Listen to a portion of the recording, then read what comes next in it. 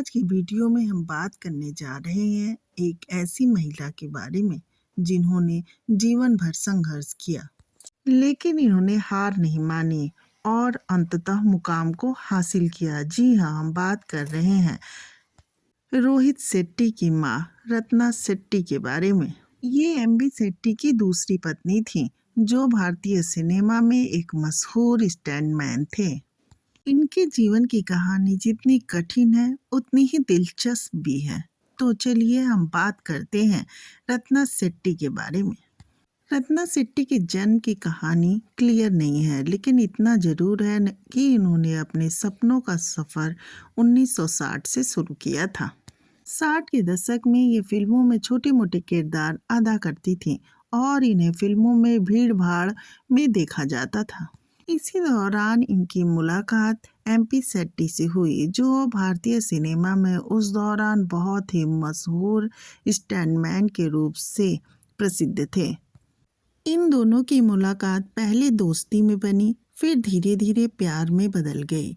लेकिन इन दोनों का प्यार परवान से शादी पे चढ़े ये सफ़र बहुत ही कठिन था। एमपी शेट्टी की पहली पत्नी का नाम विनोदनी था। वो एक क्लासिकल डांसर थी। उन्हें रत्ना और एमपी शेट्टी की नज़दीकी बर्दाश्त नहीं हुई। विनोदनी एमपी शेट्टी से अलग हो गई। फिर एमपी शेट्टी और रत्ना ने शादी कर ली।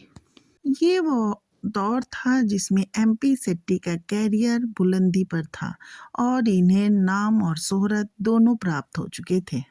लेकिन जैसा कहा जाता है कि समय हमेशा एक सा नहीं रहता। एक शूटिंग के दौरान एक जूनियर स्टंटमैन मसूद की जान चली गई। एमपी शेट्टी के ऊपर इस हादसे का इतना असर हुआ कि वो अपने काम में पूरी रुचि छोड़ चुके थे। धीरे धीरे उनका फिल्मी कैरियर ग्राफ नीचे की ओर गिरने लगा और हालात यहाँ तक आ गए कि उन्हें पैसों की दिक्कतों का भी सामना करना पड़ा। एक तरह से हम कह सकते हैं कि इस हादसे ने एमपी शेट्टी को इतना तोड़ दिया था कि वो दिन रात शराब पीने लगे थे। 1955 से लेकर 1980 के बीच तक उन्होंने जो कुछ भी कमाया था वो धीरे धीरे सारा खत्म होने लगा। लेकिन इसका असर उनकी पहली पत्नी और उसके बच्चों पर नहीं पड़ा, क्योंकि वो तो पहले ही अलग हो चुके थे। लेकिन रत्ना शेट्टी और इनके दोनों बच्चों रोहित शेट्टी और महक शेट्टी पर खासा फर्क पड़ा और दोनों बच्चों को तंगी का सामना करना पड़ा।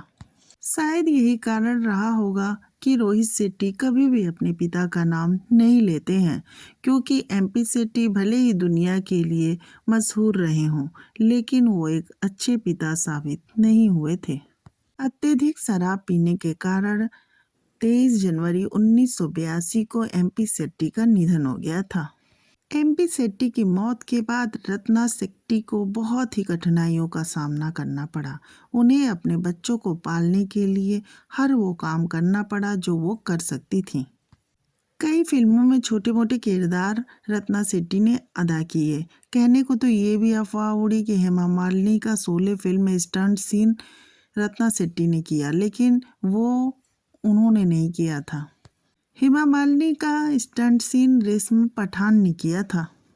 रत्ना ने बहुत सारी फिल्मों में काम किया। 1990 तक इन्होंने इतनी ज़्यादा फिल्मों में काम किया कि आईडीबीएम में भी सिर्फ 92 फिल्मों का ही जिक्र है जिसमें रत्ना शेट्टी ने काम किया है। रोहित शेट्टी अपनी फ्रेंड अजय देवगन के साथ संघर्ष करना शुरू कर दिए थे, लेकिन तब भी रत्ना शेट्टी फिल्मों में छोटे मोटे किरदार अदा करके रोहित शेट्टी का घर के जिम्मेदारियों में हाथ बटा रही थी। कुली नंबर 1 में भी रत्ना शेट्टी ने माँ का किरदार निभाया है। जो पहला शादी का ऑफर आता है और वो बोलती हैं वो रत्ना शेट्टी ही है। गुंडा राज में भी रत्ना शेट्टी दिखी और भी कई फिल्में जैसे दरार, विजेता, निशाना, इक्के पे इक्का, अमानत जैसी 100 फिल्मों में रत्ना शेट्टी काम कर चुकी हैं। शायद ही कोई जानता होगा कि रत्ना शेट्टी रोहित शेट्टी की माँ है, लेकिन आज रत्ना एक अच्छी जीवन जी रही हैं। रत्ना ने भी शायद नहीं सोचा होगा कि उनका बेटा आगे चलकर इतना बड़ा फिल्मकार बनेगा।